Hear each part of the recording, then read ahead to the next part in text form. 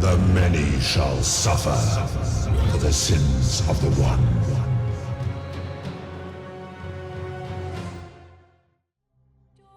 Is there the one system of morality which is always perfectly correct?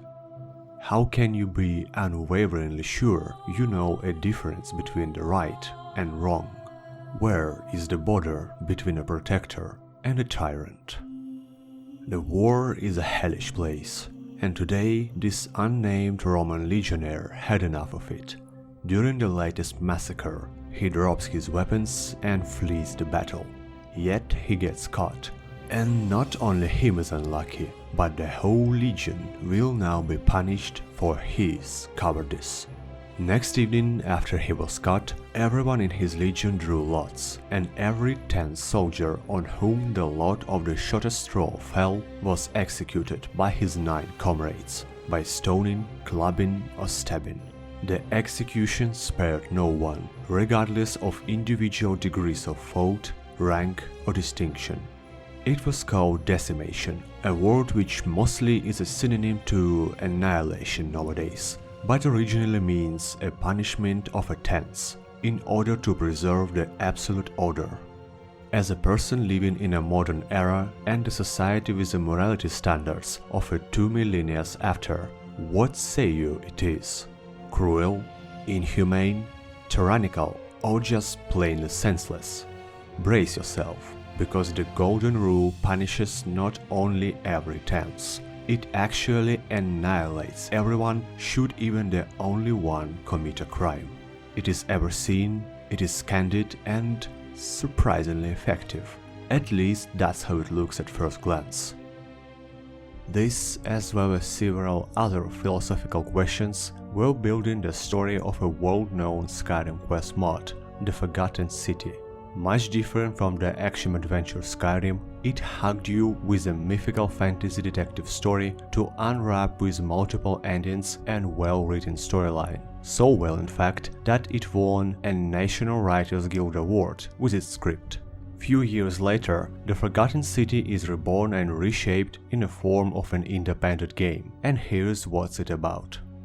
You're waking up on the riverbank, not remembering anything about yourself. Yet a woman next to you, allegedly, saved you unconscious from the furious waters, asks you for just one favor in return, to look for her friend, who left not that long ago in the direction of some kind of ancient city ruins. Approaching what could be possible the entrance door, you find a letter pinned to the crumbling wall. It confuses you, as it seems to be written by the very person you was asked to find. And while from what the woman told you, he's missing just a couple of days maybe, his message in the letter leaves you with a feeling he's spent an eternity somewhere. And this eternity has driven him mad, sucked the last drip of will to live. Confused and somewhat scared, yet driven by the never-ending human hunger to unknown, you push the door and go through strange rooms with beautiful golden statues. You can't stop imagining they're staring at you, but you keep going and find yourself in a beautiful city which looks exactly like one of the Roman settlements from 2000 years ago. A local farmer welcomes you, but it is now his turn to be confused, as you do not recognize neither the place nor the time you are in, until you finally realize whatever it is real, and you have no other way back rather than to find the road through time and space to your own world, if it is even possible. The city doesn't have much people in it, but seems to be thriving at the same time. There are no fights, no thefts, no crime at all. But when you meet the local mayor and magistrate, it is more clear now. Some kind of godlike power is protecting the city under the so-called Golden Rule, where everyone in it will be turned into golden statues should even a single person commit a crime. A cruel yet ironically effective utopia. Yet magistrate can't stop fearing for the fate of the city, as during the last weeks too many citizens became on the edge, and he cannot shake the feeling that someone, somehow, is about to break the Golden Rule, dooming everyone. You, as a stranger who have not yet formed neither good or bad relationships, is a perfect third-party investigator, and so he asks you to investigate and find who is the culprit of a possible cruel end. But that's not everything. A magistrate mentions that with or without your will, you were sent here by the goddess Proserpina. You don't know why, but you both feel that it is your only chance for citizens of the Forgotten City to avoid the catastrophe and for you to fulfill your mission and return to your own timeline. The more you talk to everyone, the more you realize that everyone can be a suspect. A brain-dead aggressive gladiator, a silver-tongued politician who wants to overthrow the current magistrate from his post and will stop at nothing for doing so. A homophobic soldier threatening an architect who prefers male company, a kleptomaniac old man suffering from dementia, or a trader who looks more like a thief. The more you look and listen, the more skeletons in the attic you dig out while trying, the further you see how bent, perverted and disgusting this so-called utopia is, because of the simple yet twisted definition of a sin. The theft and abduction is a sin, but somehow whoever deity watching the city is, they don't mind people being scammed and tricked into a lifetime debts, eventually pushing them into nothing but slavery. The violence is clearly a sin, but a never-ending threats and doxing is not. Like in every utopia, this one is not an exclusion. Its depths of depravity are as deep as high are the stakes of the golden rule chaining the city. But here comes the main twist. Instead of abusing the save lord as so many of us are so used to in modern games, it is actually better to trigger the golden rule, because you are the only person who can avoid it somehow, and most importantly, preserve your memories and whatever you have on yourself. This gameplay feature brings some kind of roguelike element to a quest game, but also yet another morality complex because of how variative the storyline is and how clueless you are at the beginning. Let's say at some point you found out a person who has a crucial piece of information which he agreed to share to you, but in return to a favor of a huge sum of gold which he needs. You can try to vacuum every corner of the city to scrap this coin, or you can just steal the whole sum from a magistrate chest. Is it cruel to let everyone die knowing you'll probably save them next time, and probably will do it faster? Similar to movies like a Groundhog Day or the Source Code, you're living the same day again and again in an attempt to get so many answers. Who was about to break the golden rule? What magistrate is not telling you? Who or what exactly is the god that left this cruel, inhumane rule? And why to test these people with such a punishment to begin with? Every time you emerge into the Forgotten City, you know a bit more, you see a bit more, and you have more instruments to solve the puzzles standing before you.